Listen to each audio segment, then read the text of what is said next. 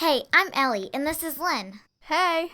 Last year, I was diagnosed with depression. Lynn was there to see the whole thing go down. You've probably heard the words depression before, but might not know exactly what depression means. Let's say you get some bad news. Hey, Oh my god. I just saw your boyfriend holding hands with Jenny at the mall. He is so over you.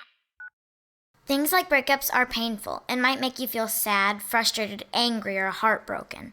But trust me, most teens go through that kind of stuff. Depression is something completely different. Check this out. Think of the thermostat in your house or apartment. When the temperature in your house gets too cold, the heat kicks in and brings the temperature back to just right. Your brain works a lot like the thermostat. Let me show you. Let's say this line is the just right mood. And these two dotted lines are the happy and sad range of emotions that you might feel whenever. Like the thermostat in your house, when your mood goes down, your brain makes changes to bring your mood back up. When your mood goes up, your brain makes changes to bring your mood back down to that just right level. When I was depressed, it was like the thermostat in my brain broke. My mood started going down, and I got totally stuck, like at the super low level. That's when depression came into my life.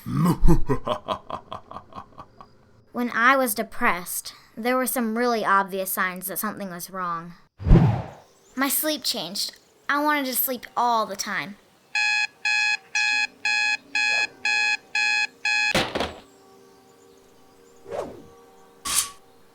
I had no energy. Even brushing my teeth felt overwhelming. That sounds stupid, but that's how I felt. I lost interest in all the things I used to like. It seemed like nothing made me happy or excited anymore. Don't answer the phone. No one wants to talk to you. Look at yourself. Who'd want to be around you? I had lots of sad thoughts and feelings. It was like my brain kept saying things to me that I would never have thought before. Ellie, I care about you. Things are gonna get better. I promise. You're just having a hard time right now. Am I always going to be like this? I just feel so sad. You're my best friend, and I know you're gonna get through this. I think you should talk to someone and try to get some help. Just leave me alone. I felt like I was on an elevator going down, and I couldn't get off.